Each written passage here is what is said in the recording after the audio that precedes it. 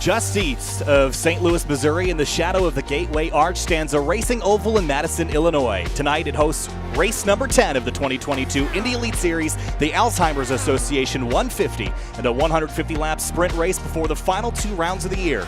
In a few weeks' time, it'll be racing on Long Beach, followed by the 7th annual Indianapolis 500 presented by Catalyst 317 on April 24th. But this is our final running on a short oval this season. Welcome to Sim TV. My name's Kyle Heyer, joined by Connor Horn tonight for our 10th round of the season, the Alzheimer's Association 150. Connor, welcome aboard. Gateway, Worldwide Technology Raceway, whatever you call it, this egg-shaped oval puts on a great show.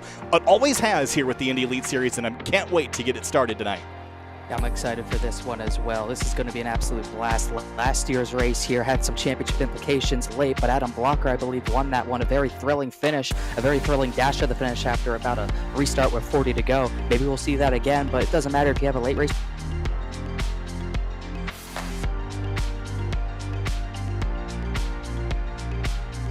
Headed down to the racetrack now is have a look at qualifying here.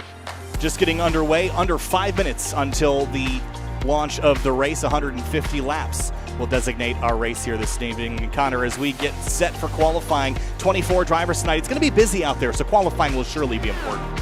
Oh, it's going to be important, no doubt. This is an exciting track, but the Aero push can really kill your race. You got to be wary of that in both corners, both ends of the racetrack. It can really throw off your rhythm. You have to set up for that Aero push. You can't just set up for clean air. You have to be ready for what the car is going to feel like once you're right behind someone into a corner. So it's very important to be up front, because starting from the back, you're not very likely to move up very far. Here's a look at Alexander Van de Sande, the number 97, comes in tonight 10th in the point standings, a long ways back, 199 points back from points leader Andreas Eich, who got a win a couple weeks ago at Kentucky Motor Speedway. So good to see Andreas finally get a win. It's been elusive for him lately. He is currently the points leader by 45 over Robert Malechka in that 91 machine, and Malechka right now is not yet qualified. David Adams goes to the top of the board in the Intense Racing car. His transition from Sadie Sim Autosport to Intense Racing has gone very, very well for him as he slides out of turn number 4, but at least he's got a good time on the board.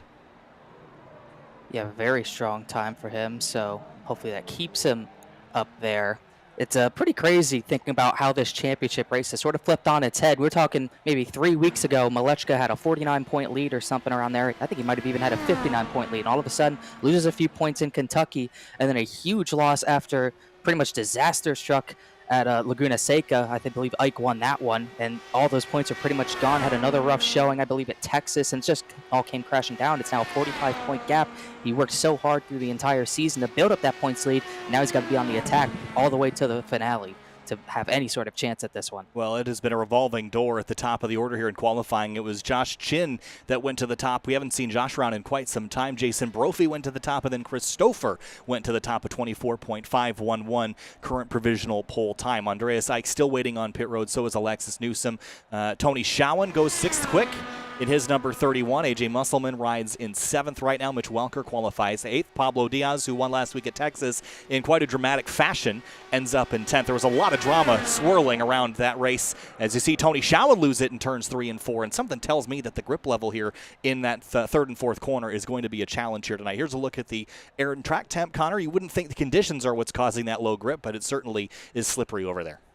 The sun's out there for sure, but it's relatively cool track temps, so I don't know how much of a big deal that will be. It's really how flat that entry is. So different parts of the track for sure. You have a lot of banking in 1 and 2, can kind of use the bottom and the top the way you choose, but that entry to turn 3, very flat. You got to be careful. You have to be so precise. If you overstep your boundaries, you're going to go sliding to the outside wall like we've seen a few drivers do into turn number 3. You got to be on your toes all the way through that set of corners, right next to the curbing most likely. There's Andreas Eich, the number 76. You're right, it was a recent win at Laguna Seca. Misspoke there. His previous win was at Kentucky a handful of seasons ago. Ike into turn 3 now. That low grip area, you can see the wheel get very light.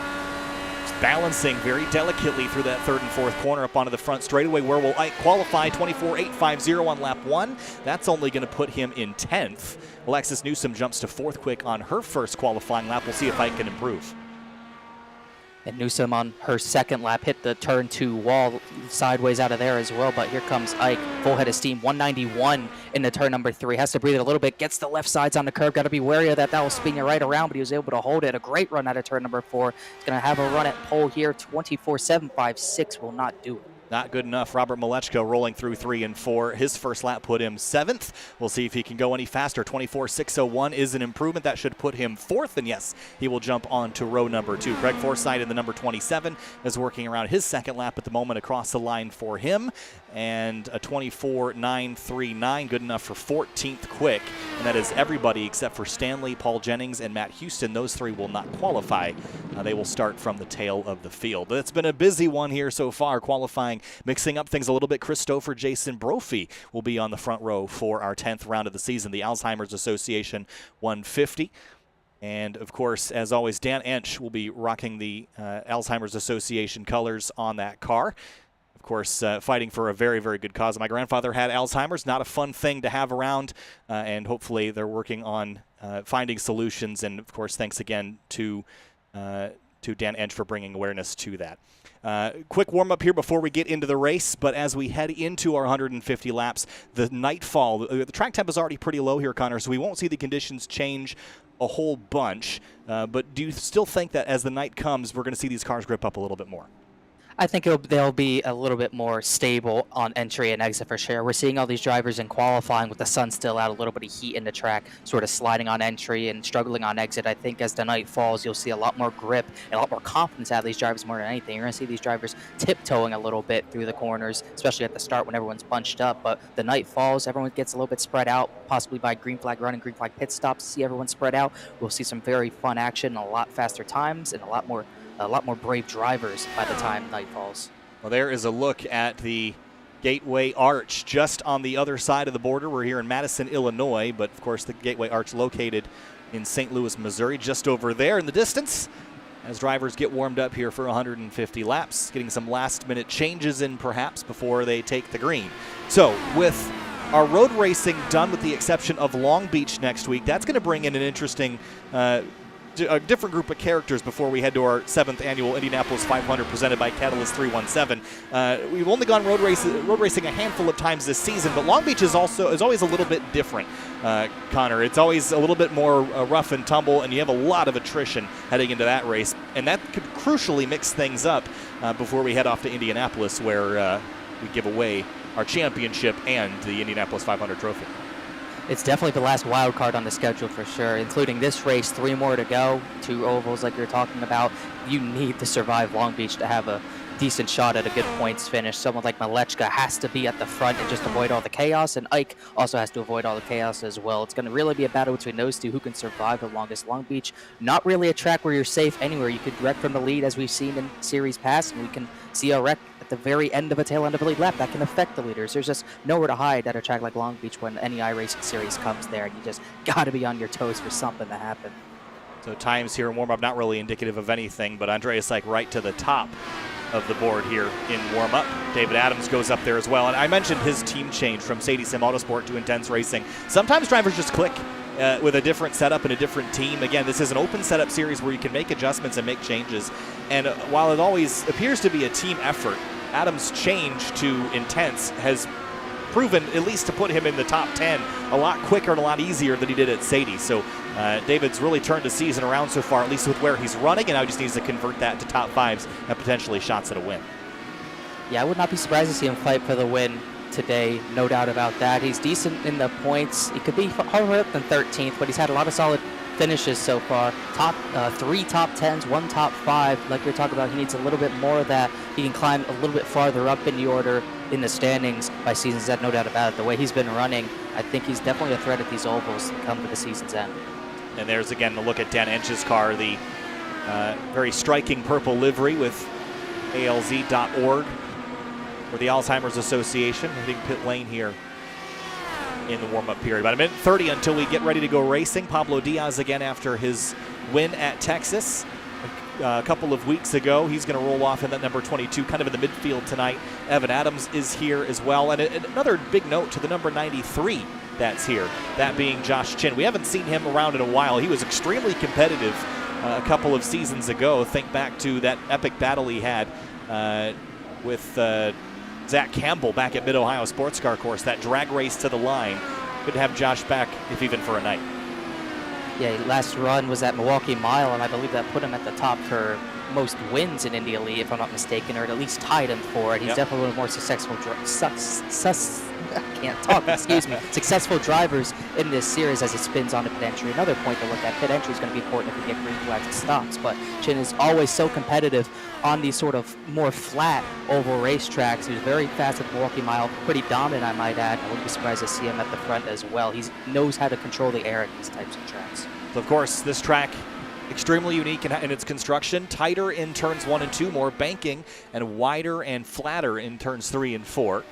It's got kind of quite the character to it. Also has that backstretch wall that can jump out and bite you if you're not paying attention. You roll over and let someone sneak up to your outside. You can get yourself in a tricky spot over there. But it's a cool racetrack, and it's raced well in the past year.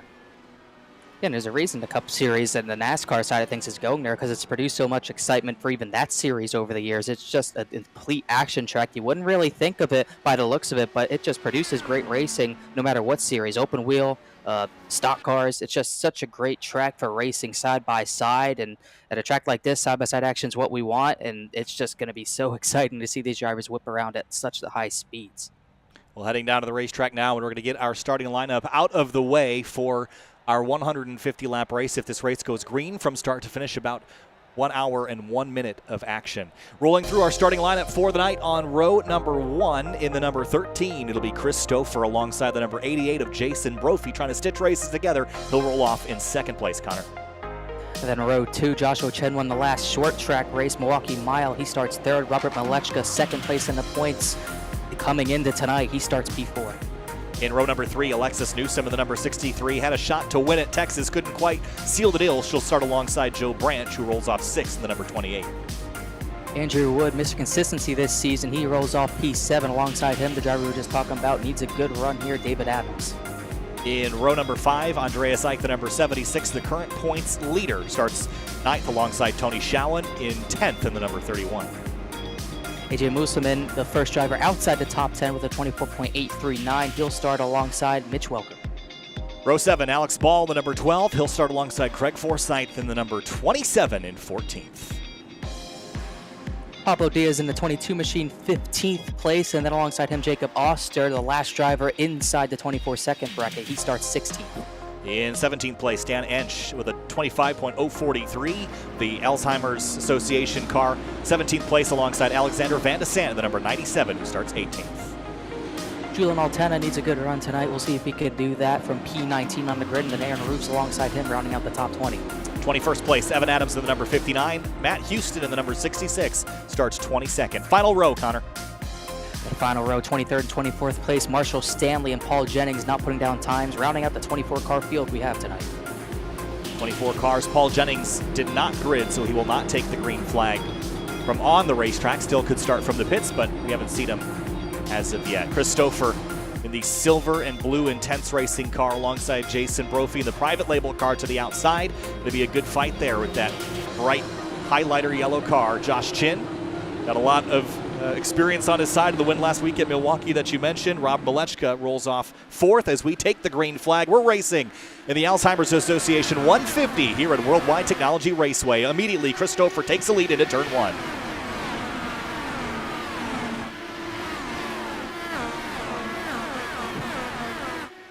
Three wide on the bottom. Is that Malechka? Yes, it is. Yes, it is. 3 abreast and into second place, up 2 spots. An aggressive dive, but takes the position away. Mitch Welker, Andreas Eich trading spots back here for 10th. Maybe a little bit of urgency from Malechka. He knows Eich isn't starting that far up. He needs to get every point, gain every point he can on that 76 machine to get back into this points fight. Oh man, lots of aggression here. Early Chin squeezes in front of Malechka, who dives to the inside. Drag race down the backstretch now with the 91 versus the 93. Red on the bottom, that's Malechka. Purple up top, that's Joshua Chin. It's so hard to hold it on the bottom there if you don't have position. It's going to be pretty much dead even to the line. Who's going to get the edge at the line? I think it was Chin, but dead even. So difficult to hold it on the bottom, especially if you're 1 and 2. That Aero wash just pushes you up the racetrack. Nothing really Malechka can do down there. Yeah, now he's going to have pressure from behind from Jason Brophy, but Brophy didn't get a great run through turn 2, so he'll stay line astern for now. Singled out here at the front of the field, Dan Inch, Marshall Stanley trading spots for 22nd. A little deeper in the field, it is pretty tight and tidy. Mitch Welker now ahead of Ike, who slips to 11th. And Welker pops out of line, has a look at Newsom behind him. Look at Ike, Diaz. I think that is Shawan they're in a mix with right now.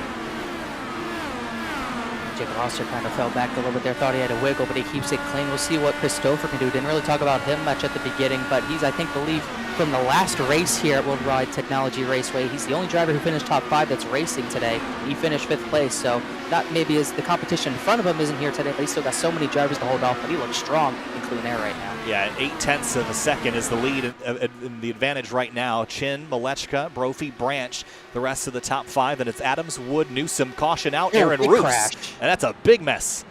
Wow, the 26 car wadded up big time, that's for sure. That might have been an issue running out of room entering turn 1. It's kind of where we've seen issues there, but he seems to be all on his own here in turn number 1. Oh, just turns in and just, wow. It just, big hit and then almost gets clipped by another car. Just on entry, the car just turns in, and then watch it just destabilize here. It turns in, and then right there it gets to the curb, and that's what lifts the whole rear end of the car off the ground, and then bam, into the safer barrier. Pretty much nails it dead even. It's a big hit there for Aaron Roos. That car will probably be done for the day. I think that's safe to say. Yeah, you got to be crazy to drive that thing back out there. I would not be surprised to see him out of this one. That was Marshall Stanley who almost completely destroyed his own car in avoidance there, but he's able to keep it clean just barely. See any, at least a lot of damage here. Maybe a little bit of front wing damage on this number 5. Brilliant sunset there off to the west, as a couple drivers, including Stanley and Ench, will hit pit lane, and so will a handful of others. But early caution here on lap number 5, and it was a pretty wild first couple laps, but Christopher had vaulted out to about an 8 to 9/10 of a second lead, solidifying himself as an early favorite. But this track and these drivers and these cars are going to handle a lot differently by the end of this race. And Stouffer always started out really strong. It's finishing the races where he runs that's been the challenge for the 13 in the past.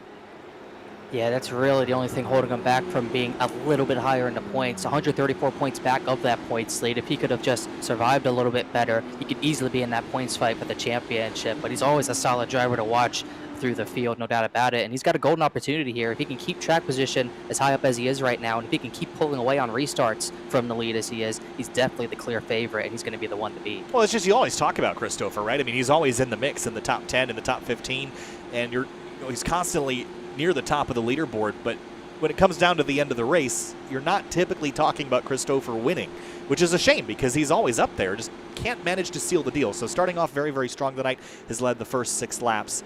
But this restart will give Josh Chin another opportunity to reset without the distraction of the 91. Malechka, who got a very strong start and then slipped back 1 position after gaining 2 initially. Jason Brophy slipped back a few. He rolls 4th right now. We didn't see too much movement through the field. I think Mitch Welker gained 3 spots, 12th and 9th. Pablo Diaz a good, strong surge up there, 15th through 11th. But for the most part, really not much to gain early on. It's really the long run where the tires might wear a little bit, where drivers start to really struggle with cars, dirty air on the nose and everything like that. That's when you really start to see some movement out of these drivers. Well, Mitch Welker, again, new this season. Has been kind of a fly on the wall in the past and joined up with this Lazy Rocket-sponsored Project 2 machine. And he's learned a lot this season, Connor. He's found himself running well and, again, not getting the finishes he probably deserves. But it's been getting better and better. And right now, the strong run continues in a climb forward here in the early going. We'll see if he can continue that trend as we get back to the restart. Always someone you talk about being up there, just a lot of times just, you know, whatever happens, happens. He just can't finish the deal. But he's always been a very fast driver at these sorts of cars. Really good in Indy cars. He's kind of a Swiss Army knife. He can drive anything. He's really good in Xfinity cars, NASCAR cars in general. He knows how to wheel these Indy cars very smoothly at times. He just needs to get the finishes and be able to finish these things. Pace car pulls off. Chris Stouffer, Josh Chin, Rob Malechka, Jason Brophy, Joe Branch. Your top 5. Green flag back in the air, racing once again from Worldwide Technology Raceway. Stouffer with a good strong restart. Everybody nice and tidy on that initial start.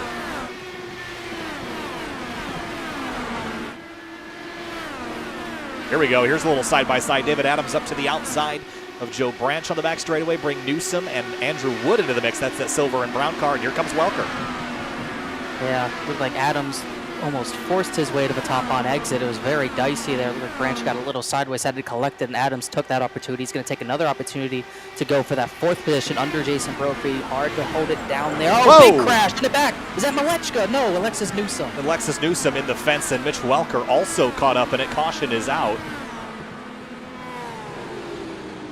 And that's a big hit for both Welker and Newsom. Let's have a look at how that started. It happened, it sounded like he was going off into the corner that they made contact. Ooh, Welker into the back of Newsom there. Ouch. Yeah, that's unfortunate. Nothing Newsom could do. I think she was checking up for, I think it was Joe Branch, who was already struggling on that opening restart lap. And Branch kind of checked up early, and Newsom reacted, and Welker couldn't. Yeah, things happen so fast.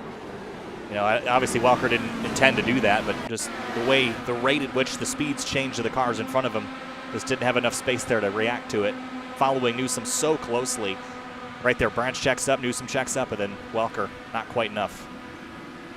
Yeah, it's just so tough. You're going 200 miles per hour into that corner with the slipstream, and you're tucked up right behind someone else. You don't know what's going on in front of him. For Mitch Welker, it was just Newsom up there. Didn't really even think about Joe Branch, even the possibility of him being in front of Newsom, and just no time to react. When you have to slow down for a corner so much at a short track like this, there's just really not much that's going to be able to go well there. So the attrition level already high. Now, from my recollection of these races in the past, we had a relatively green racing and actually lots of strategy and pit stops underway, but Welker and Roof's already out in the early going, and I think Newsom, that car might be repairable. She's got it rolling right now, but there's a lot of damage to it.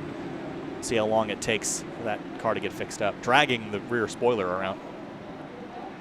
Yeah, that's going to be tough to repair for sure. She is 8th in the points, and in a pretty tight battle with the drivers around her. Pablo Diaz, Jason Brophy, just up the road. Also Tony Schoen, Van der Sant right behind her. So every point's going to matter for her to keep this Indy car on track somehow. Yeah, started the night in 5th, but will drop down the order. Welker has preemptively apologized for that contact. That's just tough, you know. I mean, it obviously wasn't intentional, just checking up, and mistakes happen, and Newsom will get probably the longer end of the stick when it comes to the crash. Welker is definitely done and out. Probably took a heavier impact than Newsom did, but either way, both of those cars have lots of damage. All right, well, we've had two arrestings of the green flag racing so far tonight, only working lap 12 of 150. Stouffer still out front, then Chin, Malechka, Brophy, Adams. Branch lost a spot here to Adams the last time around. Branch running the Catalyst 317 car. And Catalyst 317 partnering to sponsor the Triple Crown this season, and that will include coverage of the Indianapolis 500 on April 24th. That's going to be a very special SimTV production. Finian showed up. Nice of you to join us, Finian. Good morning. Yeah, sorry, a little bit late. What happened that time, Finian? Out of curiosity.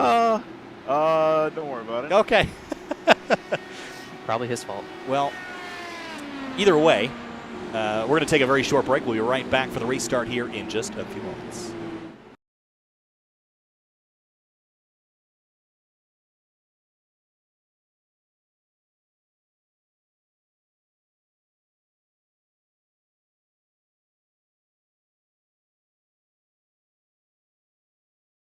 Welcome back to the Indy Elite Series here from Worldwide Technology Raceway. Finian DeCuna now joining in for Connor Horn. As we come back to the restart lap 14, Finian, so far you've missed 2 caution flags, one for Aaron Roofs crashing in turn 1. Caution number 2, Mitch Welker getting to the back of Alexis Newsom into turn 1. Both of those cars heavily damaged, but Newsom back on track. So that's where we're at. Lap 14 is the restart. Stouffer, Chin, Malechka, Brophy, Adams. Green flag. And a great launch for Stouffer, bringing them down, heading off into turn number 1. Everyone getting up to speed. You're see how long it's going to be until we get the second caution, because it's tough. The track's so tight like this. Everyone at very close quarters can lead to a lot of cautions. Yeah, and again, I was mentioning the previous races here that we've seen. I don't really recall having a lot of cautions. They were relatively green. We had some green flag stops, if I recall correctly. They would get a little bit messy towards the end, but I don't remember attrition being a huge factor in these races. But tonight so far, we've already lost 2 cars that were very capable of running up front. Here is Andreas Seik, points leader on Andrew Wood with Pablo Diaz, last week's winner from Texas, to the outside down the back straightaway. Yeah, and being Andreas, like, when you see that a lot of cautions are happening in the race, you get a little bit nervous, especially with points. So, you don't want to get taken out in someone else's mess, and your race and your championship could potentially be over with it being so close. Into turn 1, Diaz following Andrew Wood. But Chris Stouffer has been the one to jump out to a very quick lead, 0.8 of a second. This is the largest lead that he's had, matching the first run of about 5 laps. But we were mentioning how Stouffer typically runs up front. You talk about him a lot, but he doesn't typically finish the deal. So could night be his night finally to kind of wrap things up in a victory? That would certainly be sweet as we got Diaz working over Wood here into turn 1. I mean, I would hope so. It's been a long time coming to him. Inside dive for Diaz, almost made it 2 for 1, but now it's going to be trouble that run off the corner, and that's where the car on the outside is going to take advantage, and you see Diaz lose the spot. So Diaz drops to 8th place. Ike on the inside. Saw a handful of drivers spinning out in turns 3 and 4 in practice and qualifying. Potentially that being a very slippery spot. You don't have the banking to lean on like you do in turns 1 and 2. And Joe Branch now under fire from Andrew Wood. Coming off the corner, run down the back straight. A lot of these guys may try to set this up, really setting it up through 3 and 4, getting the run off of 4, and then do it in 1 and 2. That's what a lot of people typically try to do, but easier said than done. Here's AJ Musselman in the yellow number 54, passing Julian Altina in the 71. Here comes Marshall Stanley in the 5 now. Going to drag race down the front stretch here. This is going to be a very quick race if we stay green. The laps tick away under 25 seconds a lap here. Oh, spin! Marshall Stanley off a 2. Oh, into the wall hard as anyone hit him off the corner. Dan Ench into the back, and the wing goes tumbling down the back straightaway. Caution out. And Dan Ench, that car is going to be done. You can see the left front wheel detached.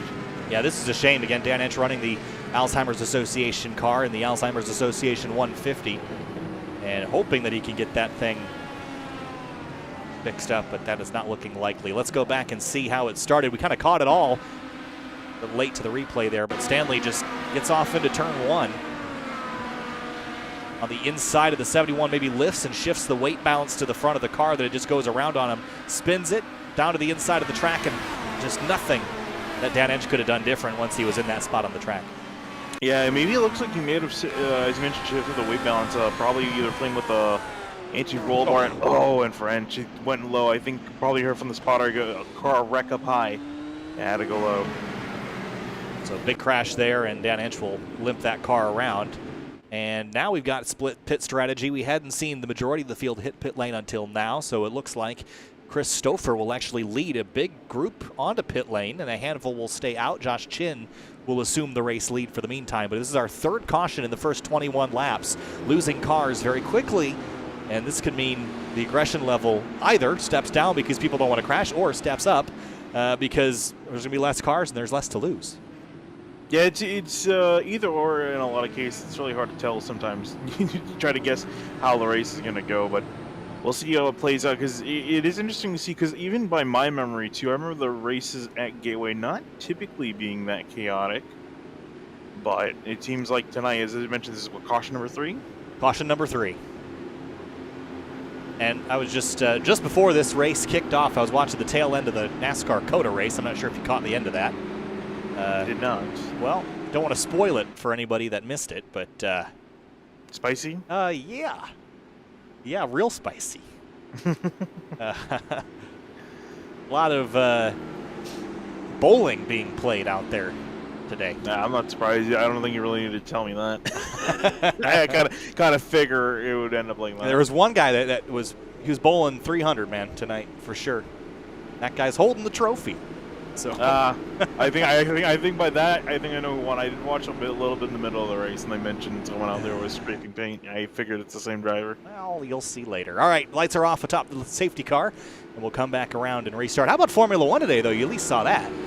Oh yeah, that I was a definitely great saw. race. That was surprisingly a good race. Horrible country, but a great race. Ooh, we're going to get canceled for that one. I'm just kidding. Oh, No one's going to disagree with that. But oh, boy. Well, just off the border from St. Louis, Missouri, here in Madison, Illinois for the Worldwide Technology Raceway. I had to Google that because I didn't even know where this track was located officially, because call it Gateway, you can see the arch from the track. How far could it be? Well, it's another city over. Yeah, this is like Chicagoland. Or I guess it used to be like Chicagoland, right? I mean, Joliet is like part of Chicagoland, like the Chicago metropolitan area. So like that one is passable, I think. But maybe not. I'm not sure. It's like 45 minutes away if I drive fast and irresponsibly. Green flag back in the air. Josh Chin is going to drive fast and hopefully responsibly as we go back to the green into turn 1. First time someone other than Chris Stouffer has led so far. Andrew Wood is right on top of Chin through turn 2. Let's see, I think he's figuring now he can get a good shot. It's a matter of getting the tires back up to operating temperature and maybe a run.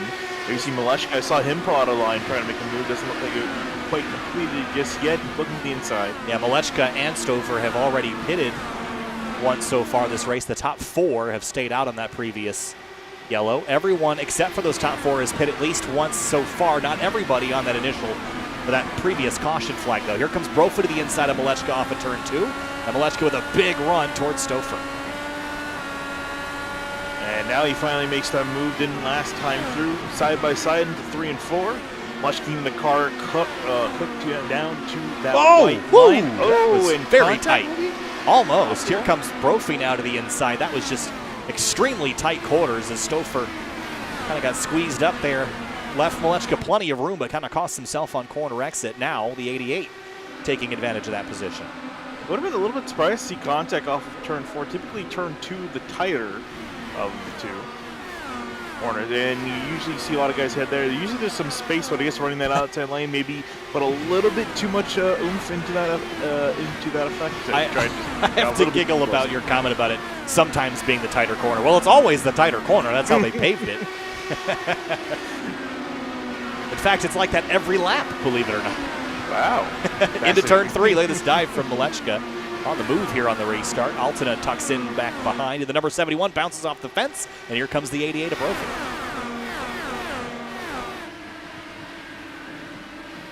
And Brophy going to make an easy dive down the inside. And behind it, there you see Adams having a great run, but boxed in. Actually, car 2's inside. Pablo Diaz in behind making a move. Yeah, we were mentioning a bunch before you hopped in here about how David Adams' change to intense racing has massively helped his race pace. He's up here running 11th after making a pit stop. He was inside the top 5. Look at the 22 hounding that quarter panel as Maleshka tries to get back around the 88 off of turn 2.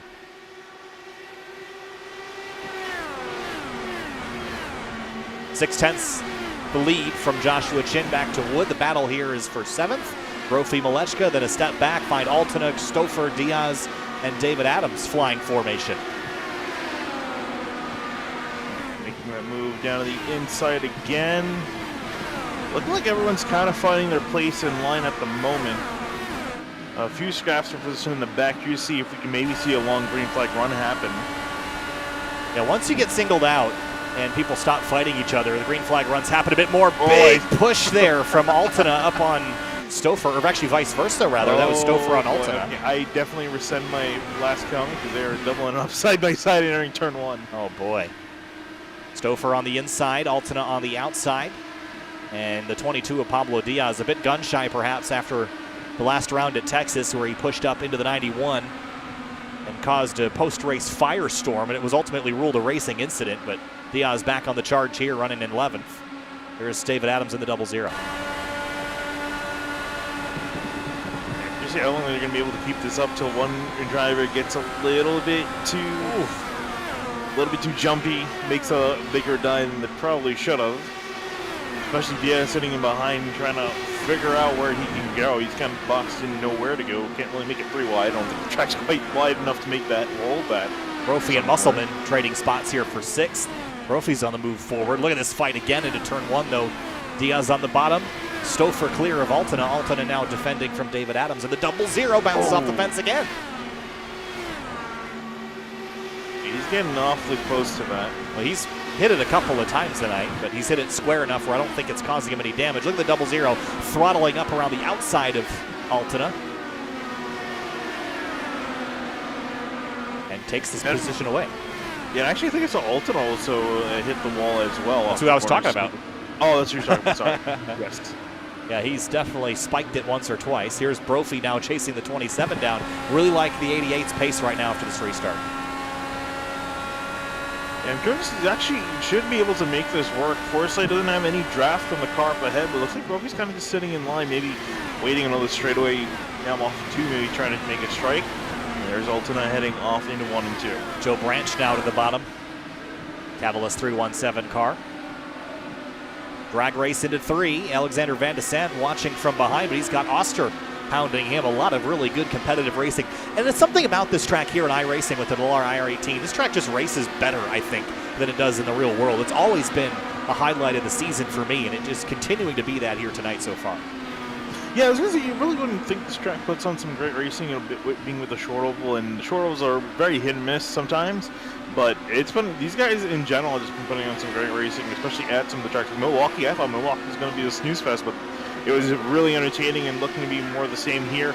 Run off the corner, Altena can't quite get up there to defend. Van de Sant up on top. Here comes the 97 with Van de Sant around the outside through 1 and 2. Going to go all the way up to that 3rd lane. Bit of a push there from the 71. He's not able to carry that speed. The 97 Jason should have Brophy, a dive to the inside of Craig Forsythe. Quite able to get clear. Forsythe, not quite. Here comes the run on that outside. Still like the 88. He's been the only one really marching this quickly forward.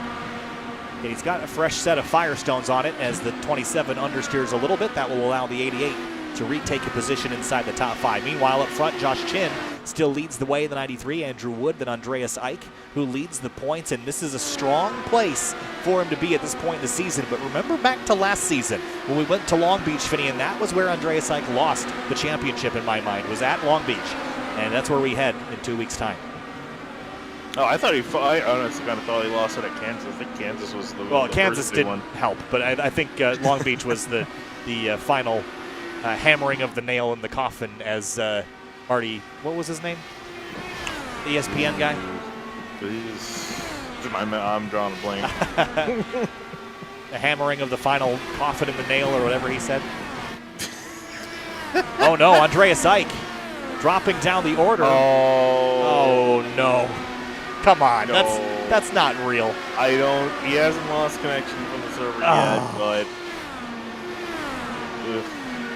Well, that is the worst commentator curse I think I've ever had in my life. Yeah. Oh, that is just heartbreaking. Andreas Ike down to 19th with an internet disconnection and a discontinuity. And that just makes my heart hurt for Andreas. He had a 45-point lead coming into the night. He's going to use all of that, plus some, especially if Malechka keeps climbing forward. Yeah, Evan there finally just lost connection. It's the worst.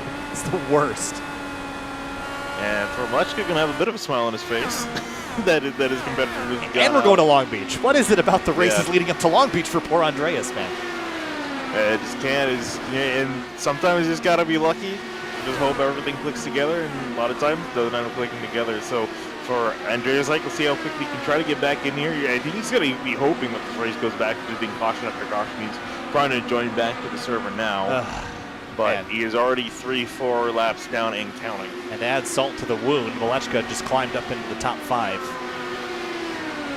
And championship on the line. You can't have stuff like that happen. Here's Stouffer now, defending from David Adams in the 0-0. Stouffer led the opening laps of this race in total, 19 of the 42 that we've completed. Yeah, how many positions has he moved up since the restart? Restarted back in the teens. It's up inside the top 10 now, so a handful. Term of the night, I think, is a handful. Here's AJ Musselman in the 54, who started this race in 11th. Here comes Pablo Diaz in the 22, 15th to 7th. Liking the climb that we're seeing out of here, too. picking him up and putting him down. Pablo's win at Texas was the second win that he's had this season. His first came at Twin Ring Motegi, which I know is very different from this track, but shares a similarity in that it's oddly shaped. And Texas is oddly shaped because it's just poorly shaped. So I'd say that Pablo's got a preferred type of racetrack on his hands. Yeah, I wouldn't argue with that logic at all. For the lead, Joshua Chin into pit lane. Pits. Got a lock up as well. So in he comes. He had not yet pit, and a handful of the others up front had not yet either. So Andrew Wood and Evan Adams, we can expect them to hit pit lane soon for fuel and tires. Approaching the 1/3 mark of this race. Yeah, and I think that unfortunately a lot of those guys that stayed out, I think they were banking on the fact that there were a lot of cautions. They were reading the signs, and now Evan Adams coming down on the pit lane was running 3rd place, or actually was up in the 2nd after Chin came in. A good run for the 59 so far as well. Good track position gain. If this race goes green, they've actually put themselves in a pretty good spot. Pablo Diaz had a momentary disconnection, but he is back as well. And Andreas Ike is back 5 laps down.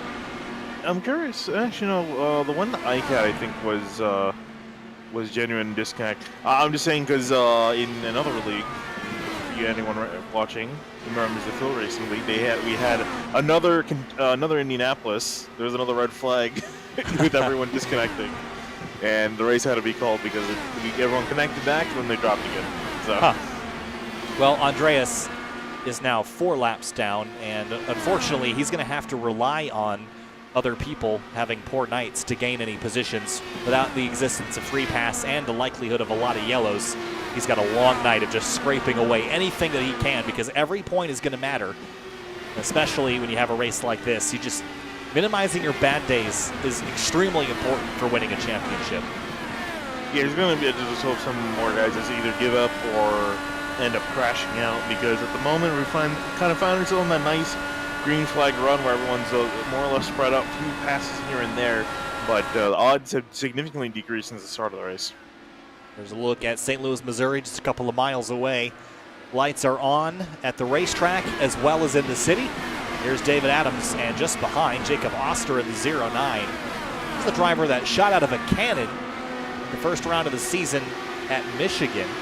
Is 11th in the standings, and it has been a hit or miss, and pretty extremely towards either end of the finishing spectrum. Every finish that he has not finished inside the top 7 has been outside of the top 20. Yeah. So that's very, very much like a Ricky Bobby mentality. I'm sure it's definitely not on purpose, but if he ain't 7th, you're 21st. Doesn't quite have the same ring to it, but no, it doesn't. But yeah, it's just not quite connected for a lot of rounds. Did at least manage to get a win, but yeah, he's probably not too happy the fact that he has a win to his name and is still back in 11th. And he's made all the rounds too, so it's not even the excuse of missing a round and being a little bit down the standing. He's missed no rounds, but just thinking the consistency not exactly there. Pablo Diaz makes the pass for 3rd place in the number 22. As Forsythe hits pit lane in the 27, here's Stouffer, Adams, Oster, all on top of each other. This is a good battle here, right? All behind AJ Musselman, who's currently 4th. And this is where things started to get spiked, starting to get interesting. And this round, Ike's is kind of hoping, praying a few cars get taken out. Anything that he can take. Yeah. And unfortunately, I think we're past the majority of the accidents happening now that we're into a green flag run. We likely will go green for a while. And he's going to tell you to shut up. That's what he's going to tell you to do. If he could, he would. Andreas, one of the people that we have not had the pleasure of speaking with over our duration here at SimTV, unfortunately. I think there's a language barrier there. But either way, Andreas rides 19th.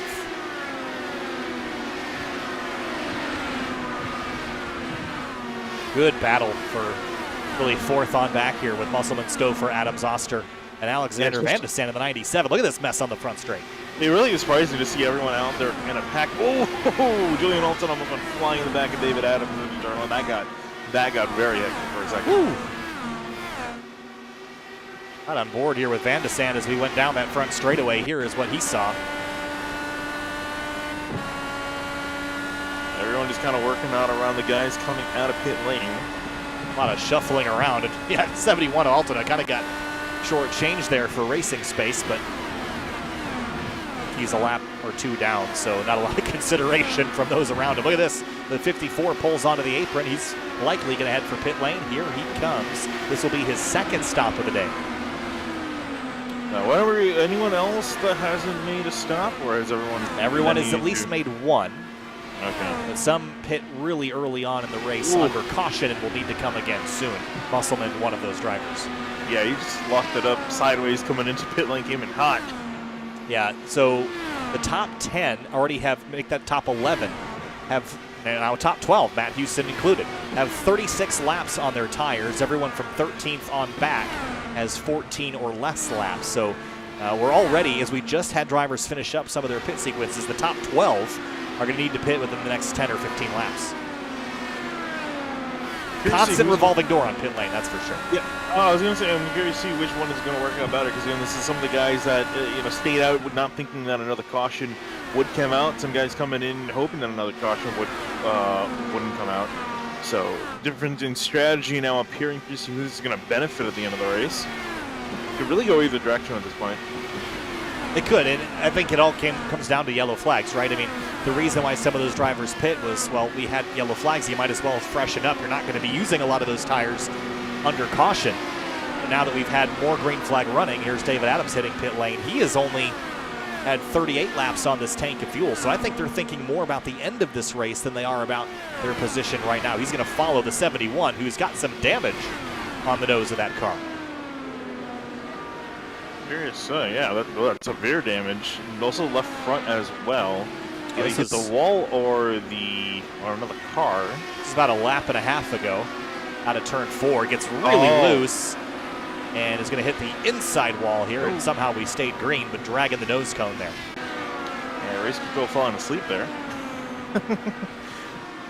Pit crew isn't somehow. Looks like they're about to get ready to fall asleep together, but. I wasn't looking at that. Anyway, they got the nose put on the car, and Alexis Newsom hits pit lane. It is busy right now. Here comes Malechka and Brophy, and it looks like Diaz as well in that 22. Yeah, it looks like a lot of these guys aren't too far off. I guess that makes sense because there wasn't that much difference in green flag laps, because with the 3 cautions coming out, so the only few laps were actually run under green, so everyone coming in again right after the first round of pit stops. Yeah, not a huge surprise. You're right. It just had to kind of mentally flip where the other drivers are in relation. Thought they were behind, but they're really ahead of these other drivers. They're about 12 laps from halfway, and we're clicking these laps off very quickly. About 36 minutes to go if we keep going at this pace. And here comes Stouffer off into pit lane. This is a really difficult pit entry. You have to charge it. 140 down there on the apron. Yeah, it's funny because that apron's supposed to be there more for safety to separate everyone else from the line, but all these drivers are pushing really hard, and I imagine they practice it enough times to the point where it shouldn't be an issue, but when you're pushing in so hard, it's completely flat down there and bumpy, and these guys are just flying into pit lane, so it can get a little bit hectic. Luckily, I haven't seen anyone make a mistake yet. So this is the challenging part of this kind of scenario. Look at all these drivers that are a lap down or more. If we were to get a caution right now, that would be very, very bad for a lot of those drivers that are trapped a lap down. So this is kind of risky, especially with that pit entry and pit exit. As challenging as they are, you can really easily pin yourself into a corner here with it being so busy. Yeah, the rest of the leaders all coming in down pit lane busy once again. Malechka surrendering the race lead to service his car. Malechka up onto the jacks. Again, this is the night for him to capitalize on Andreas Eik's misfortune. With Altena down and out of the race, Andreas Eik picks up a spot, will be scored 18th. But if the 91 can maximize the points tonight, he will put himself in a very good spot heading into Long Beach. Now, that being said, given last year's Long Beach race, wouldn't say I'm excited for Andreas Eik to head to Long Beach, but Andreas is our most recent winner on a road course, and Malechka seemed to struggle there. So I think 76 could be looking forward to the challenge in California next week. Yeah, I'm curious to see how it's just going to play out between both of them, because it can go either way. Excuse me 1 second. Into turn 1, Evan Adams makes a big lift off into turn 1. Pablo Diaz, Chris Stouffer, and David Adams charge ahead. Sorry, I had to sneeze. I want to sneeze from the mic. Oh, Malechka loose off of turn 4, spinning into the outside wall, caution out. Wow. And he might have gotten away without major damage, but that is a big deal. That's not what he needed at all. And championship implications again. Wow, this is not the night to be a front runner in the points. And was this all on his own? Just turns into turn 3. And yeah, I was watching him actually as that happened. I think clipped the curbing. Not quite. I mean, just a tiny little bit. I mean, it wasn't like he was all over it. Right here, he gets the left front just a little bit. Then he kind of comes up off the corner, and he's chasing it there. You know what? I think it was he clipped the apron a little bit. I think might have upset the car a little bit. He backed off the gas, and then as he got off the gas, got back on, upset the balance of the car enough for him to go flying around. Especially considering the way these guys mesh with the weight jackers, the anti-roll bars. You see right there, and then just gets a little bit of an oversteer, and then around she goes. Yep, and then pow, backs it into the wall. The good news is he didn't get hit by anybody else, so the steering is knocked out pretty significantly there. But that is minor damage. Well, let's not. Oh, well, he's going to spin it again. Man, going to wrestle it onto pit lane. I mean, don't blame him. He's been crabbing down crabbing the rest of the track. He's actually got guys trying to come into the pits and behind him, so they're kind of hoping he gets on with it. I have to wonder, that's got to all be in the rear end, right? I mean, I can't see how the steering would be affected by that. But no, he kind of hit the wall at an angle, so I think it knocked the toe out of the car. He kind of into the car. Kind of backed into it, I thought. Yeah, if you go straight, I think TV1. I think we'll see how you'll see how bad he's kind of working down the straightaway. Yeah, definitely not looking good. It's looking like a NASCAR stock car. That car's got a dent in it, I think. Alexander Ball and Craig Forsythe also on pit lane. Working towards the halfway point of this race, and it's been a revolving door at the front. Andrew Wood now the race leader. Jason Brophy, Alexander Van de Sande. The good news is most of the drivers that were a lap down had the opportunity to unlap themselves before that spin and crash. So we're not going to trap a whole bunch of drivers a lap down that didn't need to be trapped, which is always a fear here when you get into green flag pit stops and kind of awkward pit cycles. Yeah, so I guess everyone more or less should be kind of on the same strategy or close to the same strategy, except for Andrew Wood, who you just mentioned up at the top, not coming in. Everyone else, so yeah, everyone's going to be within, again, except for Andrew Wood, going to be within around 7 to 10 laps of each other.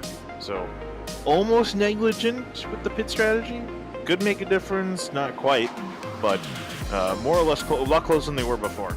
You're watching the Alzheimer's Association 150 for the Indy Elite Series, round number 10 of 12 in the 2022 championship. 2 races left to go, Long Beach on April 10th, and then 2 weeks later on April 24th, it will be the 7th annual Indy Elite Series Indianapolis 500 presented by Catalyst 317, our season finale at one of the best racetracks in the world in a full distance Indianapolis 500 special SimTV presentation.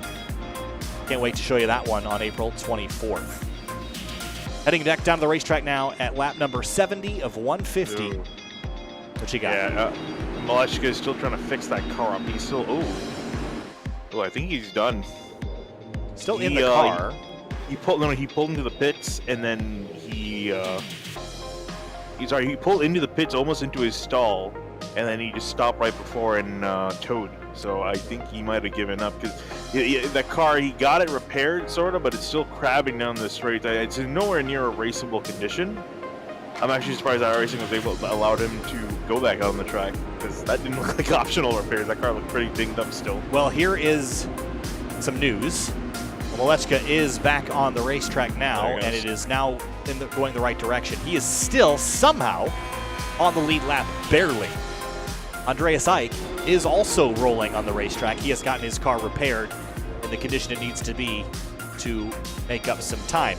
I don't think he's going to be able to make up a lot of ground, but I do think that he is in position to take advantage of Malechka if he has another incident. He's still going to lose position, and I think though for Malechka, I don't think he's going to be gaining anything. I don't think that car is going to be competitive again.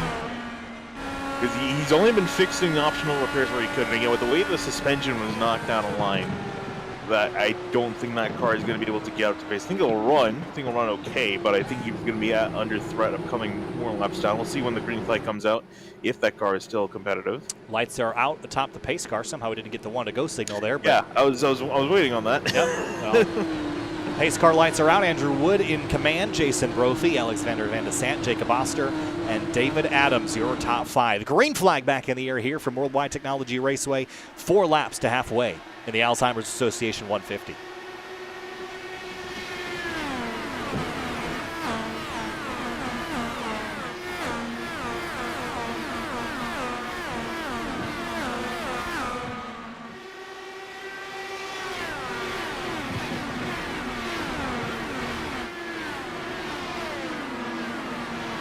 Pablo Diaz all over the back of Christopher, the pole sitter tonight. This is a battle for 8th place. Yeah, just definitely seems like he's got the best car under him at the moment, at least in traffic, because he's just been able to zoom past people. Not quite that time, but just working on it again and getting the tires, everything back up to temperature and getting ready to go. I'm curious to see how much Andrew Wood's going to last up at the top, with him being the oldest on these tires. Side by side coming off the corner, Adams, and couldn't see who went on the frame. There is Jacob Oster trying to make a run, but gets passed by the 00 of Adams. Chasing up the racetrack, see some sparks flying and some relatively low tire pressures here after the restart. The 00 following the 97 in tow down the backstretch will pop out of line just a little bit to get into the mirrors. But Van de Sant will give him no space. Will stay on the bottom. Pablo Diaz to the outside now of Evan Adams. This is for 9th. No dice. There's actually Evans getting past Diaz.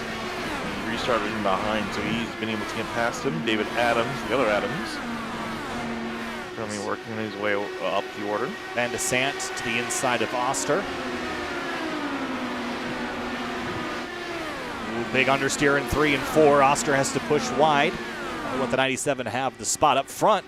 Brophy is within a 10.5 of race leader Andrew Wood. And Brophy, again, has been extremely fast tonight in these longer runs and has been able to climb forward. He's got one more driver to tackle before he'll be leading this race. Halfway through the Alzheimer's Association 150.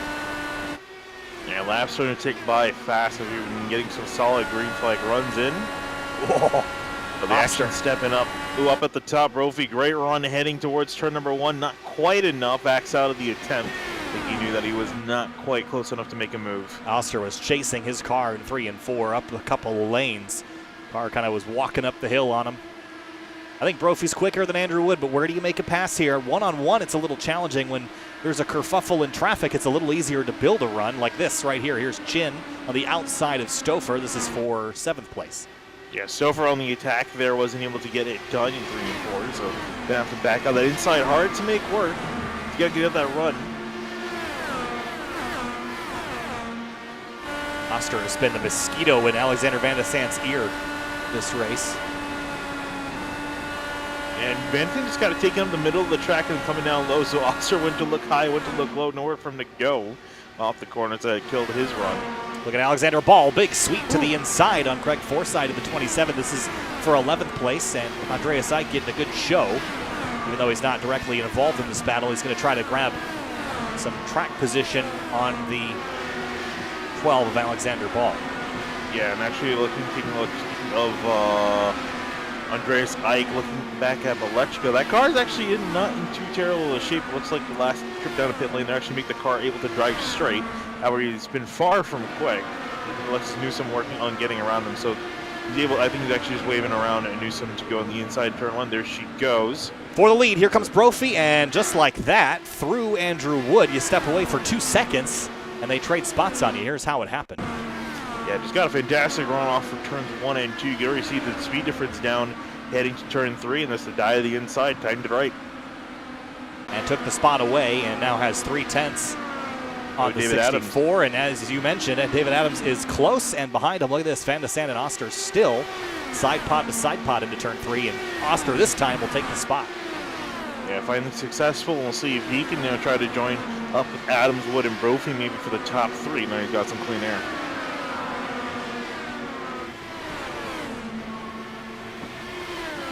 But sorry for a second, what I was saying before about Malechka. That car is drivable, but he's not been going anywhere quick. In fact, he's half a lap down already to the race leader, so could go another lap down, but that car is going to be far from competitive as I kind of predicted, so he's going to be stuck back in 15th. Yeah, about a second slower than your race leader last time by, so certainly not as quick as he would need it to be. And I think for Andreas Seich, this is he's right now the 91 is still ahead of him, but it's not going to be the massive gain that it would be if the 91 was top 5. So this might have saved his night, the fact that the 91 is also having trouble. Here's Stouffer on Joshua Chin for 7th. Yeah, looking as it is right now, excluding any bonus points, it looks like he's only going to lose about he's going to lose about 3 or 4 points to Malechka, which is not bad at all. So much better than it would have been where he would have effectively lost his entire race lead compared to where Malechka was running in the top 5. Joe Branch in the 28 car will lose a position to Chin. He'll drop to the inside to try to grab it back as David Adams had just slotted himself into 2nd over Andrew Wood, who is very slow and will hit pit lane. That's why. So Wood coming into pit lane, which kind of makes sense. He stayed out there again, I guess, hoping for something else, for another caution to come out, something else to change the outcome of this race, but unfortunately it has to come back down pit lane. So let's have a quick look here at our stint and pit situation for Brophy. About halfway through a run, 23 laps ago was his last pit. David Adams 25 laps ago. Oster a little bit more recently, 21 laps ago. Same for Alexander Van de Sant. Joshua Chin on the most recent set of tires, and Joe Branch similar to Oster and Van de Sant. So kind of a variety of different tire and fuel strategies, but not separated by a ton. Just a few laps here, a few laps there. What do you think is the long run goal here? Are they going to pit at lap 100, 110, and then try to go the distance from there? Is that the goal? I guess so. I think they're going to just try to run the tank out now. Because let's see, they can go, I think, about another 20 or so laps. So I think they're going to try to max out the amount of runs on their tank and then put in, I guess, just enough fuel to get to the end. I think they're probably going to need next to a full tank, though. Yeah, I think we've seen drivers go approximately 35 to 42 laps on a tank of fuel, but they might be able to stretch that a little bit further if need be. Here's Chin on Van de Sant for 4th. Chin with the dive, gonna have to keep it nice and slow and tuck to that inside line, but off the corner, Van de Sant comes off for the run, and nowhere for Chin to really attack. Malechka on pit lane as well. Just getting standard service here, I believe, as Pablo Diaz is all over the back of Chris Stouffer. Stouffer again started up front on pole, got shuffled out in the strategy, and now has not even peaked at the top spot since then. So that's got to be a bit of a frustrating night for Stouffer to have that clean air and then be stuck here in 7th place.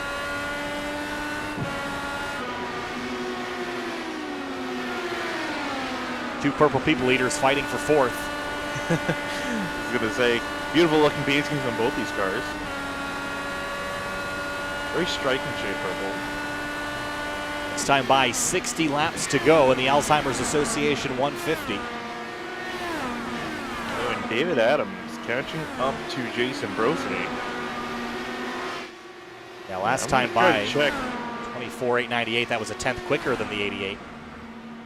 You know, while that occurs, I'm going to try to do some research, see when the last time David Adams went to victory lane. Well, it's certainly looking a lot more likely with this new team alliance. Again, for some drivers it just clicks, and I don't think it was clicking for David at Sadie. And now with Intense, something has changed.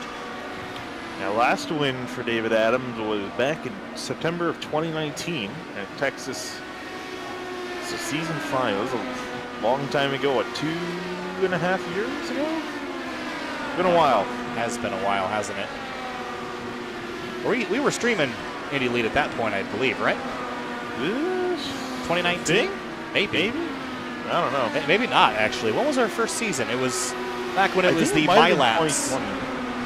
Yeah, it might have been 2020. It was the MyLaps series at that point, before we ran a couple seasons with Coca-Cola of Kokomo.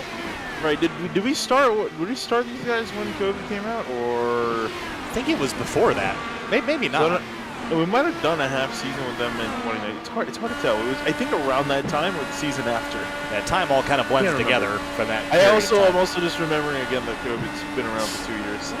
Yeah, it's pretty wild. Here's Pablo Diaz on Stouffer. That was a little tight into turn 3. This is for 7th.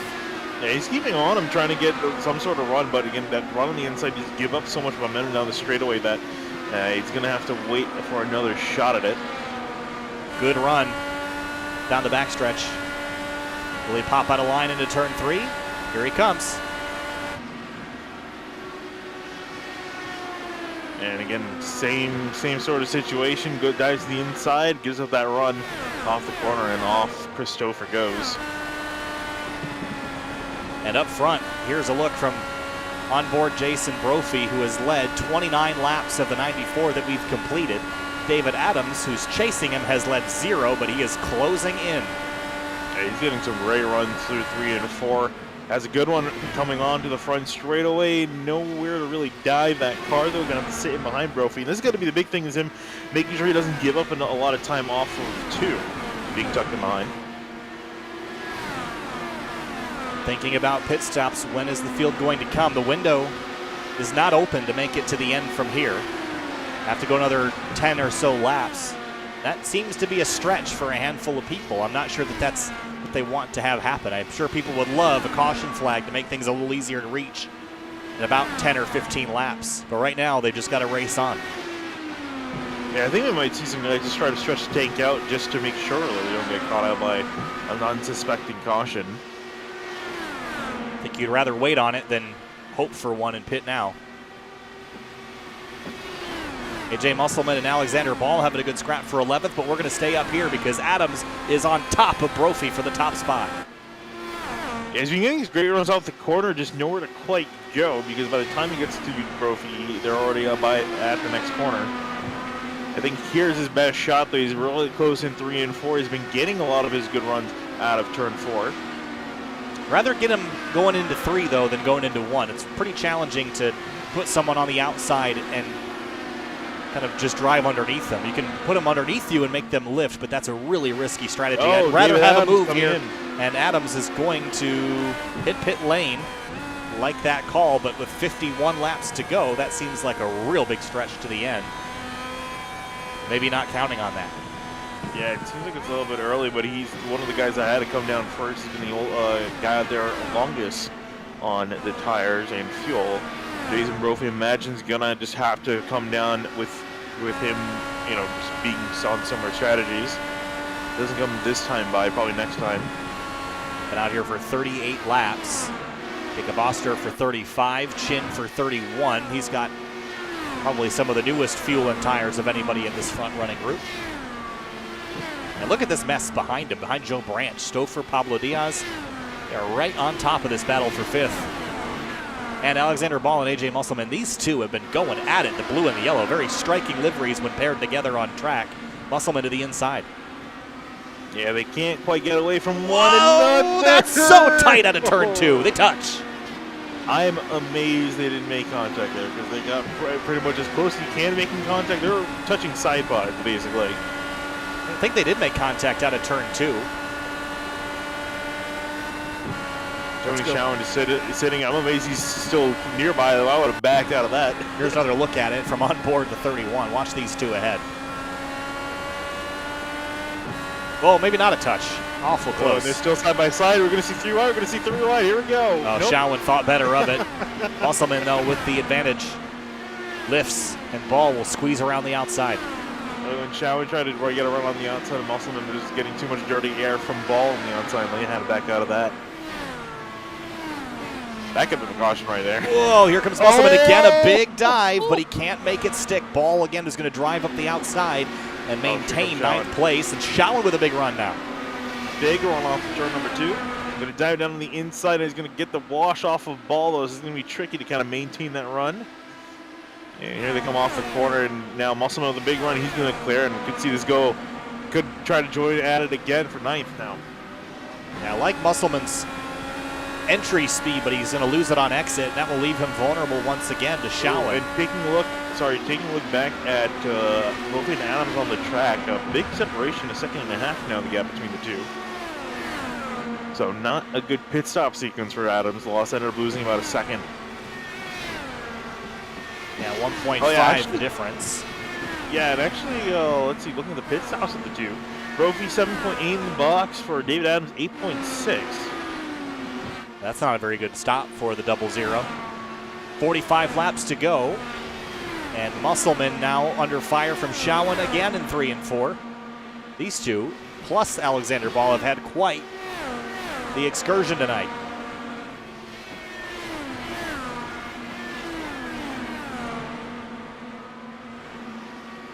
Yeah, I was going to say, if there's any chance of caution, it could probably be between these two, because Musselman has been extremely aggressive on getting this one spot from the 12. It's Pablo Diaz on Chris Stouffer, using the upper groove and apexing later to get that run, and look at how much it's paying off on the backstretch.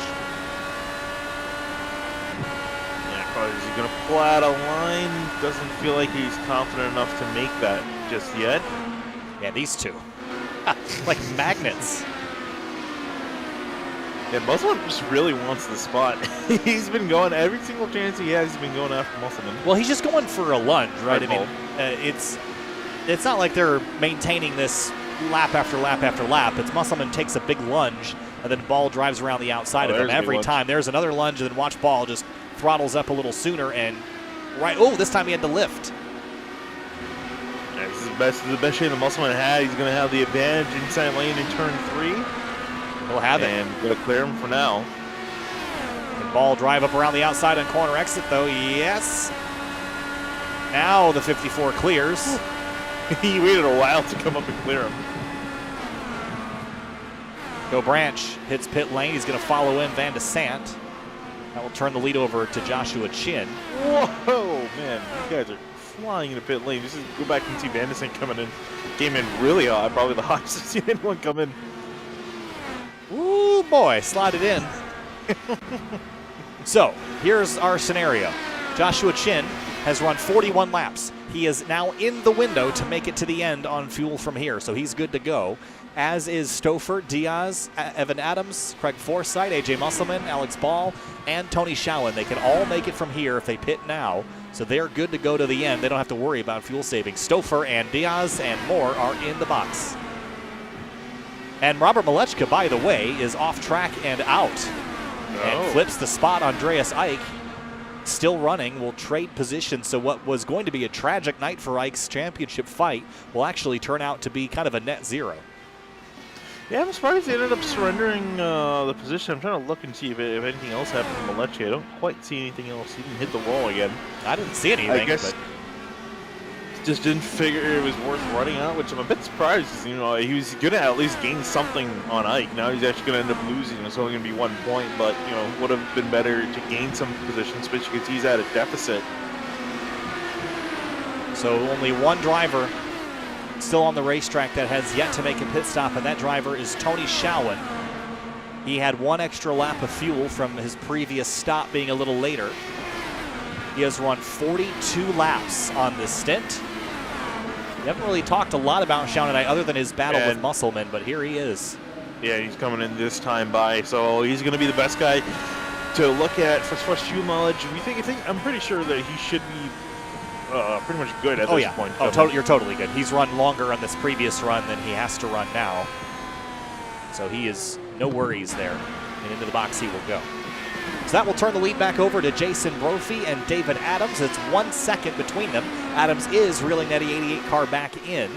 We have about 15 minutes of racing left. Problem is these two guys, I think, are going to be really short. You know, I'm a bit hesitant on some of the other guys, but these two are, I think, definitely going to be the ones that have to come in again.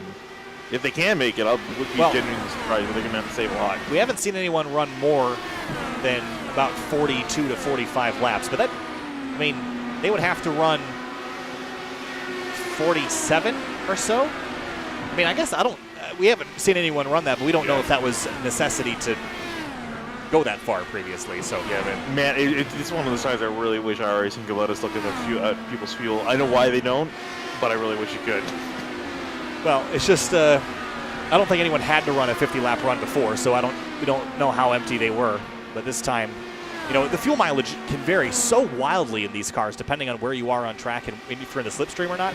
I mean, you go to those bigger tracks like Michigan, and you can have a fuel run distance of anywhere between 35 and 50 laps. That doesn't do you any good in the booth, right? No. You have no idea. No, it doesn't. You're basically just guessing.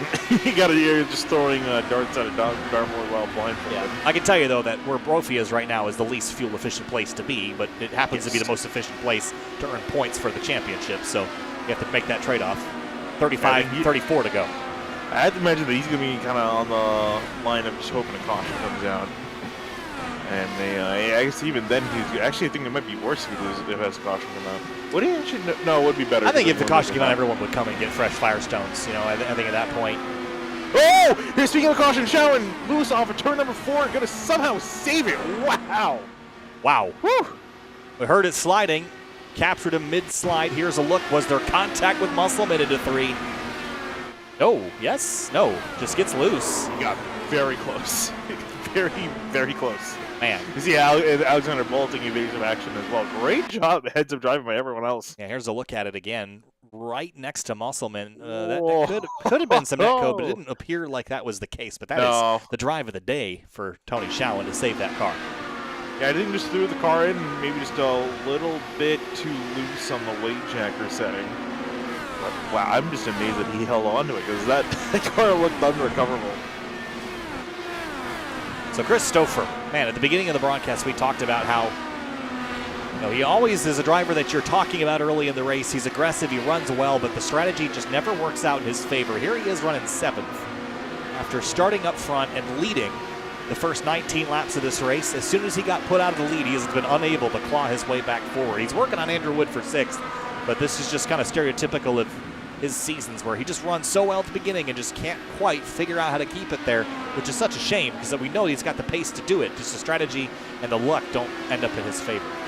Yeah, he never has quite a lot of those outstanding drives. Runs pretty well for the most part, but just not a good enough run, to get that championship in. Sitting in 3rd in the championship, but yeah, it's not hurting him. I mean, he's doing fine, but it's just he could have a ton of wins if he could just figure out how to finish him off. Yeah, absolutely. I 100% agree. But still, again, as you mentioned, just having a solid run, just not an outstanding one, sitting in 7th at the moment. Joshua Chin in the 93. Oh, big run for him. Here he goes, looks to the inside a little bit, has a wing alongside the rear tires of Van de Sant. And both of them fan out. Here comes Chin. Great run off for turn 2, but not quite enough to get clear. And Andrew Wood licking his chops here as he sees these two going at it.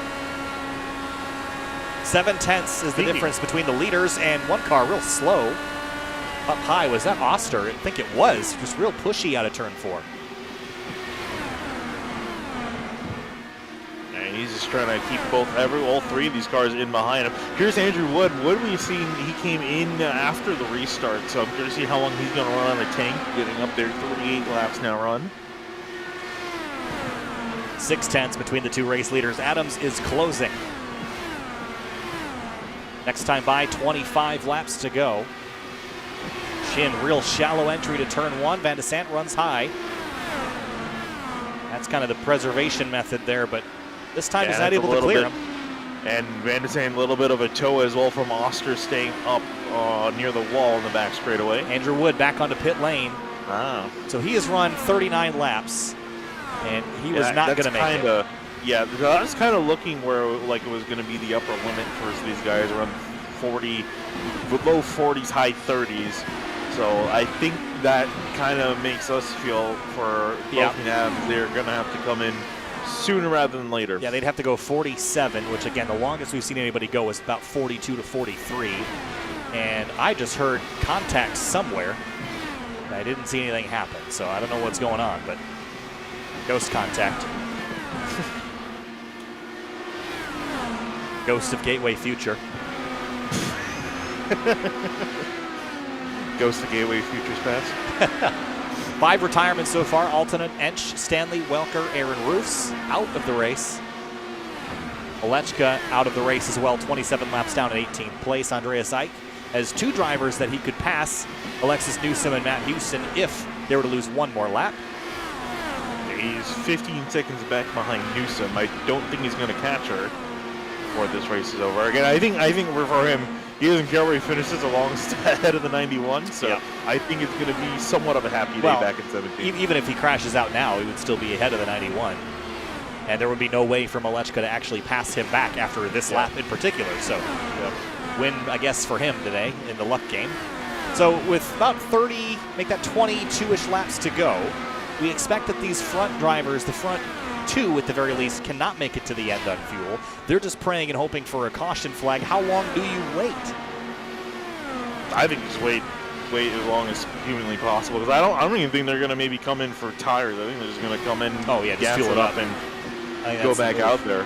Yeah. So, but either way, they're going to lose a ton of spots. I'm trying to look and see if they're saving.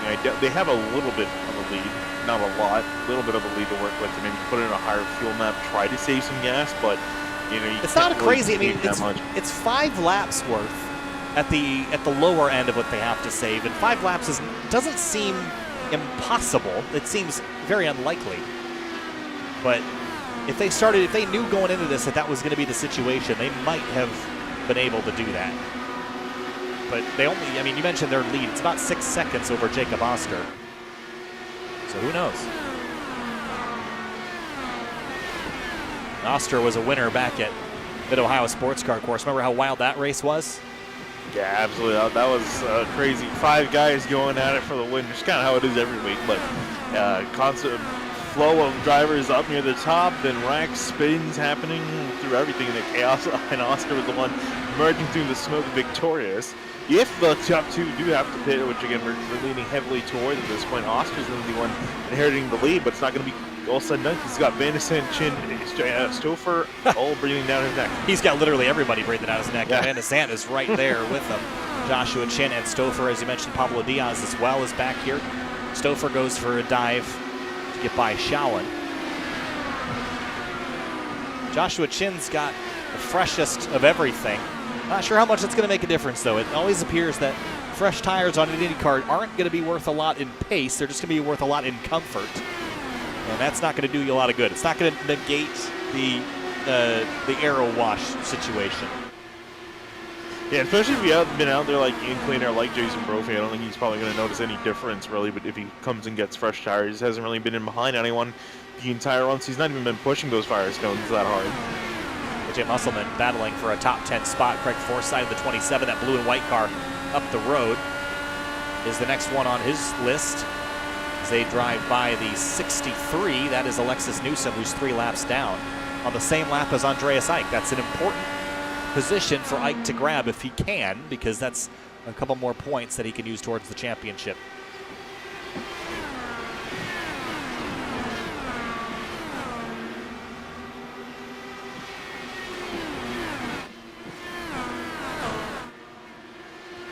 There's Oster leading that 3-way fiasco for 3rd place. Oster, Van de Sant, Joshua Chin. You can throw Stouffer and Diaz in there as well, and Joe Branch isn't that far behind. Then there's Forsythe, Musselman, and Evan Adams. This is a fight for 9th. Adams having a solid run tonight in 11th. Yeah, he's been up and down the order, been trying to make some good strategy calls, so he's been up there and been running decently well and up there. David Adams calling out on the radio. He's coming down to pit lane. All right, so with 15 laps to go into the box, and that is essentially his chances at a win over Brophy. unless... And Brophy also. So that will turn the lead over to Oster, and now we have a battle for 2nd on our hands. Van de Sant and Joshua Chin. This just got a lot more serious. 14 laps to go. Yeah, and I think a lot of these guys kind of felt that situation is going to happen. So as I mentioned, under 15 laps to go. And got 4 cars in contention. 5 cars. So probably Diaz in there. At 6, I throw Joe Branch in that mix as well. He's at the back of the shot, but not out of it by any stretch.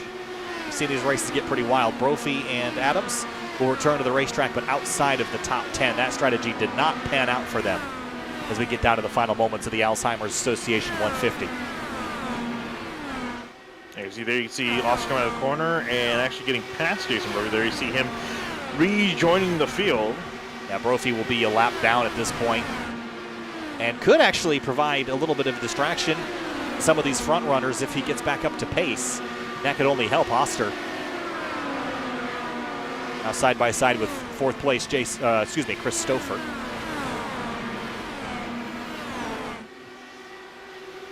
And there is the 22 of Pablo Diaz popping out of line. Yeah, I don't think Brophy's going to put up too much of a fight. I think he knows his race is kind of over. No point in trying to race these guys who are racing for the lead, and they're definitely not going to give him any sort of leeway because they're all fighting for the win here. Where did he come from? Started 16th, now leading. We hadn't really talked about this Team I-5G car most of the night. He's just kind of been in the mix, but not at the pointy end of it. Here he is now. 11 laps led, 11 laps to go, and has a 3/10 advantage over the 3 that are battling behind him. Oster's in a really good spot to pick up his second win of the season. Now we'll see, though, if he can hold on. Still got some pressure behind Van de Sant, Chin, all licking their chops. No one's quite made the charge just yet. I think maybe they're waiting for the last few laps because they might see battling now. It's a little bit pointless. They see Malechka. Is that Malechka? No, it's Newsom pulling out of the way. Malechka's definitely down and out. There is some traffic left, but at this point, they're just going to be getting out of the way. I don't think they're going to pose much of an issue. Without free passes, there's not really much of a reason to battle once you go at least one lap down, and that's who they're chasing, the drivers that are already a lap down.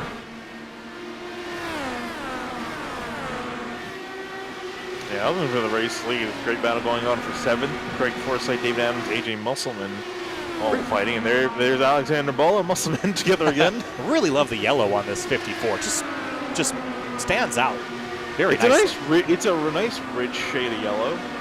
So it's not like it doesn't hurt the eyes either. It's a really great paint scheme in general. And for the 12, these two cars together, just that yellow and that blue, just stand out. They look really, really nice. Evan Adams is all over the 27 though for 7th spot, and for the top spot, literally. This is getting tight. 0.2 of a second. Van de Sant trying to kick it up a notch here in the later laps of this race. Does he have anything left for Oster? Is going to be the big question. This could be where our trouble spot is, though, with the 27 and 59 battling. That could be a volatile point. And look at behind him. Right in front of Luz, yeah, this is where it's going to get interesting.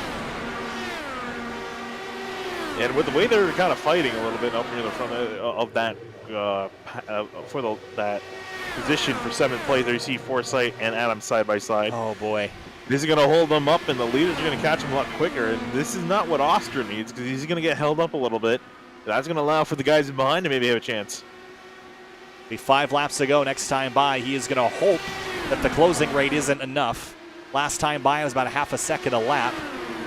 I think they're going to get there, though. 5 laps to go for Jacob Oster of the 09, going for his second win of the season for Team I5G.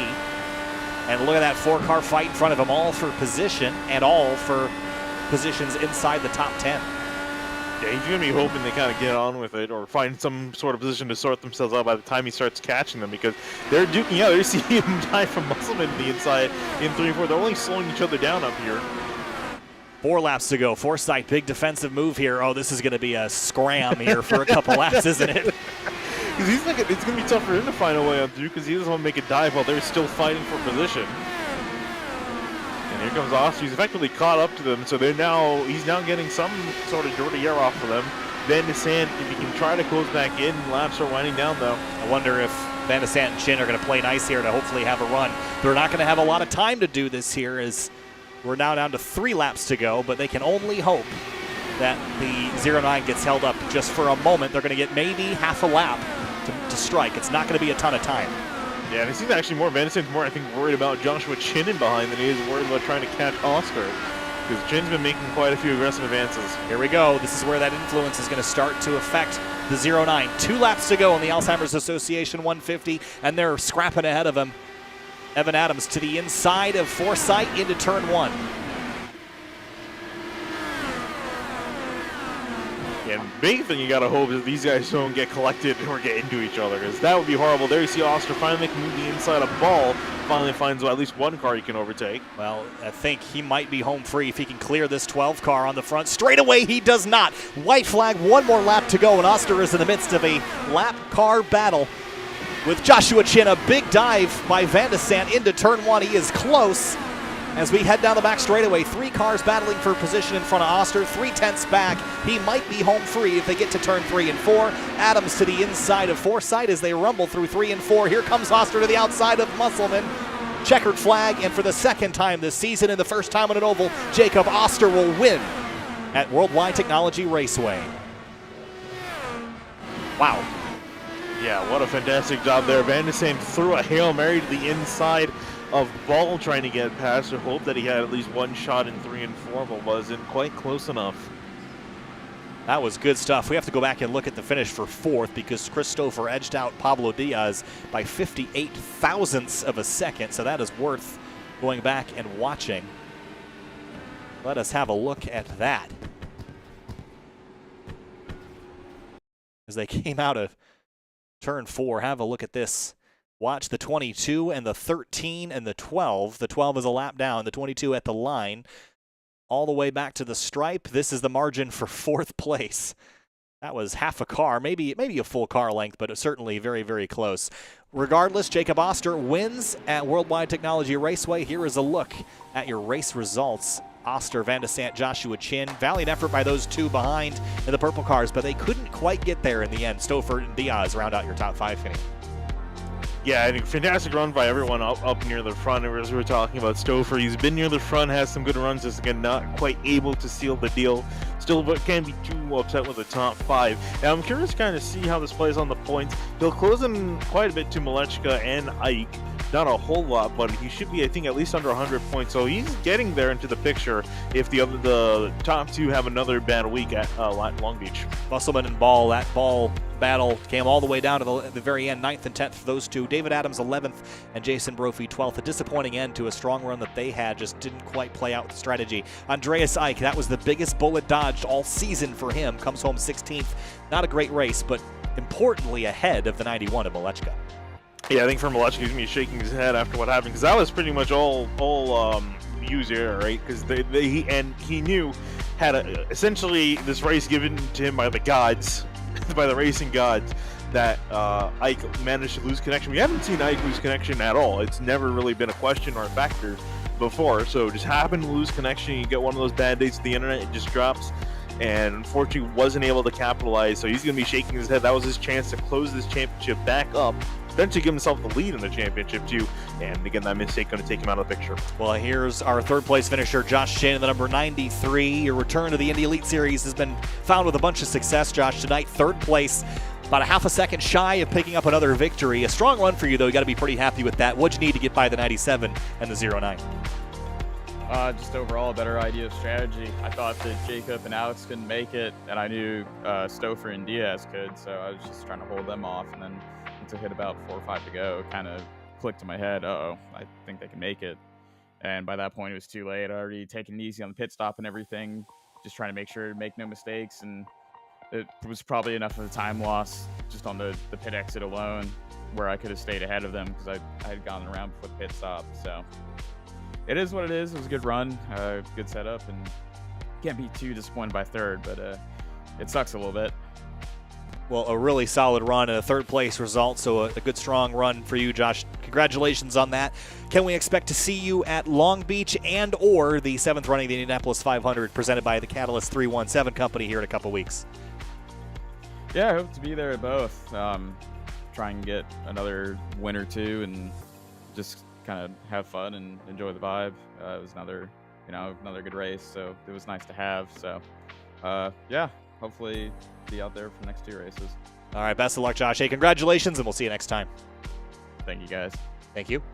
Moving on now to our 2nd place finisher, Alexander Van de Sant, who came home just 2/10 shy of Jacob Oster in that dogfight there at the end with lap traffic, and it got very, very wild and very chaotic, Alex, but at the very end, 2/10 shy of a win. Take us through your night. Could you have found any way to put yourself in a position to win that race, or was it bound to be 2nd all along? Yeah, I mean, I had a shot there. A better outlap would have been nice. The tires were just way worse than I expected. But then I saw everybody else have the same problem. So, yeah, I was also starting to burn a bit more fuel in that last run, and I was gonna not make it. So I had to start saving again right until the end. And then by the time I was able to actually push, I just couldn't. I didn't have any tires left to get Jacob. So. Yeah, that was awesome trying to keep Josh behind me and just stay with Jacob. Really happy with that race. It was a lot of fun.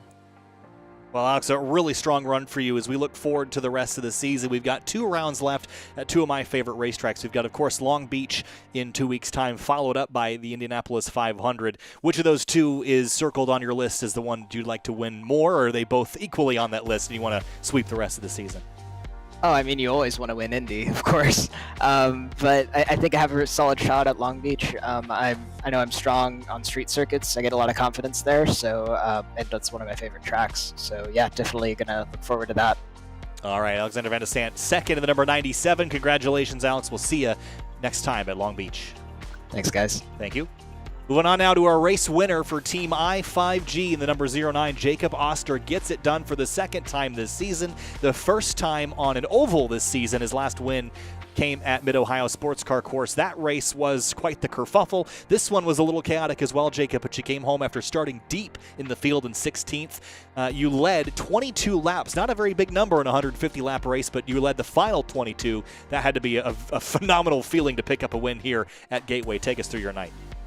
Well, that was completely unexpected. I got mad after Q and crashed right after the start-finish line, which is why I started 16th instead of like 9th or 8th, which turns out was a good thing because I could feel my car in traffic and get through the field. We had a really good set. It's unfortunate for Alexis that she got taken out as she did because she was really, really good in all the testing that we did. So she could have been up there as a factor, and she's a lot better at fuel saving than a lot of people. And that's what I had to do. I was map 4, map 5, literally the last 90 laps just to make sure I could get it home.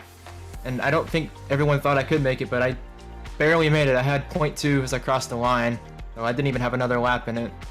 Got it through. Thanks to Brandon Trano for keeping me calm throughout the race and telling me how I could go faster and what to do to keep everybody behind me.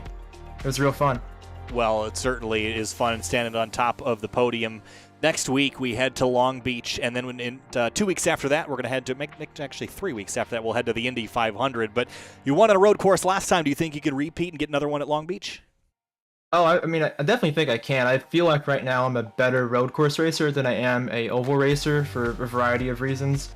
But Long Beach, I've always really liked. It's what actually got me to drive this car with the updated Long Beach whenever it came out. And Indy is Indy, and I'm on a team I5G that's named after the Indianapolis Motor Speedway, so I expect to do pretty well there. We've, already started our testing for the month of May, so it's going to be a really, really good showing whenever we get around to Indy to see what everybody has and how we can play around and do a lot of good practice for the month of May. Well, Jacob, congratulations. Enjoy that, and congratulations to Team I5G for picking up another win with the 09. Jacob, congratulations, and we'll see you at Long Beach. All right, thanks, guys. Take care. Thank you. And Finian, another fantastic race here at Worldwide Technology Raceway. This place always puts on a show, but 2 races left in the season. One at Long Beach, one at Indianapolis. I can't wait. 2 of my favorite racetracks to go to in an Indy car.